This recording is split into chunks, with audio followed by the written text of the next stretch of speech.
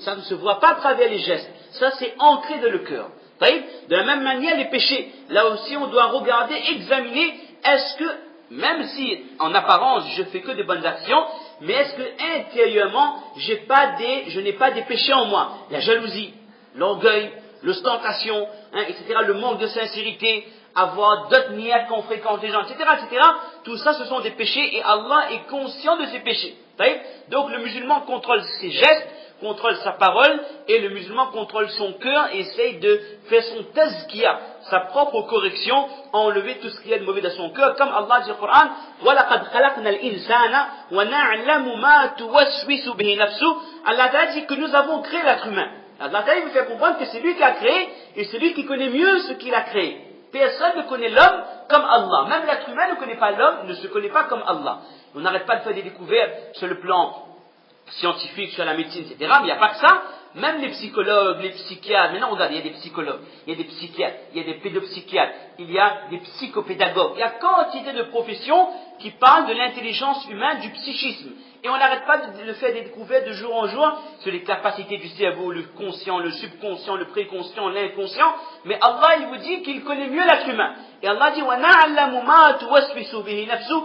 Et nous savons ce que son nafs, ce que son intérieur lui insuffle comme mauvaise pensée, comme envie de faire les péchés. Et dans notre verset, Allah Ta'ala dit وَنَحْنُ أَقْرَبُ إِلَيْهِ مِنْ حَبْلِ الْوَرِيدِ. Allah Ta'ala dit que nous sommes plus proches de lui que Al-Habl al-Warid, c'est quoi? C'est la veine jugulaire. C'est-à-dire cette veine qui est dans le cou. Les ulama disent que cette métaphore est la plus rapprochée dans les deux sens du terme, car il n'y a pas quelque chose de plus proche que l'homme que son artère. C'est-à-dire qu'Allah est plus proche de nous que notre propre veine jugulaire. Allah il connaît tout ce que nous faisons, tout ce que nous pensons et chaque parole que nous prononçons. C'est pour ça que le prophète sallam a dit donc en conclusion que le vrai musulman, le plus haut degré de iman, c'est quoi? An ta'budallaha ka'annaka tarah, fa in lam takun tarahu fa innahu yarak. Que le musulman qui atteint le plus haut degré de foi, c'est celui qui a la pensée d'Allah tout le temps. Le matin, le soir, Ramadan, en dehors du Ramadan, le week-end, samedi soir, lundi Fajr, en permanence. Je contrôle mes paroles, je contrôle mes gestes, je contrôle tout ce que je fais et j'ai conscience que Allah me voit en permanence. Et c'est ça le ihsan, adorer Allah comme si qu'on voyait Allah. Et si on ne voit pas Allah, être conscient que Allah me voit en permanence. Si quelqu'un, il peut mettre ça dans sa vie de 24 heures, alors ça en est fini de ses péchés. Même si vous êtes en train de rouler dans votre voiture, vous passez à un endroit, vous voyez une femme étrangère qui est belle, elle est jolie, vous avez envie de regarder. Il n'y a personne à droite, personne à gauche. Il n'y a pas de moulissab, il n'y a pas de personne qui va dire que oui, vous allez regarder madame, mais vous vous dites tout d'un coup que Allah me voit à ce moment précis et ce péché sera inscrit dans mon livret. Et, autre chose qu'on n'a pas précisé, mes propres membres témoigneront contre moi le jour de Qiyamah. Donc, par crainte d'Allah, par crainte de son châtiment, je m'abstiens de ses péchés. Ça, c'est quelqu'un qui a atteint le ihsan. Il est conscient qu'Allah le voit en permanence. Et atteindre le ihsan dans les bonnes actions, c'est comment? Que quand je fais namaz, c'est comme si que je suis devant Allah. C'est pas que je suis pressé pour partir ou autre chose, c'est que je suis conscient que je suis devant Allah. Et si on regarde bien, l'objectif de la salat, c'est quoi?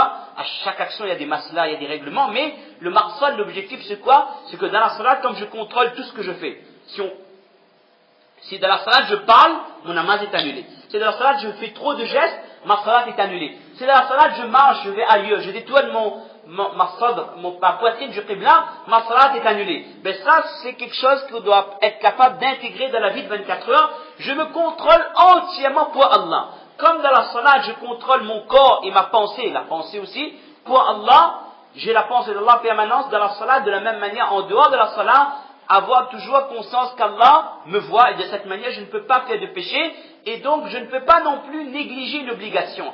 Et à chaque fois qu'il y a possibilité de faire une bonne action, je serai le premier, sachant que mon Rabb me récompensera le jour de Qiyamah. Et on terminera en disant ce dernier point. Vous savez, peu de gens, peu de musulmans, ils connaissent vraiment comment Allah est grand. On dit tout le temps Allahu Akbar, Nazan Allahu Akbar, Takbir Allahu Akbar, dans le Hajj Allahu Akbar, Allahu Akbar, tout le temps Allahu Akbar. Mais c'est quoi Allahu Akbar? Comprenez le terme Akbar, Allah est le plus grand. On citera que deux hadiths pour comprendre la grandeur d'Allah. Par exemple, il y a un hadith que Inna as-samawati as-sab'a wal aradina as-sab'a bin nisbati lil kursi ka halaqatin ألقيت في فلاة من الأرض.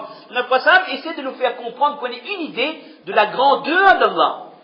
Il dit que les 7 cieux et les 7 terres comparés au kursi. Au kursi, c'est comme une bague qu'on a jetée dans un champ. Et il y avait d'autres hadiths qui précisent plus encore que le premier ciel par rapport au deuxième ciel, c'est comme une bague qu'on a jetée dans un champ. Le deuxième par rapport au troisième, c'est comme une bague qu'on jette dans un champ. Qu'est-ce que ça représente? 1 milliardième. C'est une métaphore pour montrer que vraiment ça ne représente rien.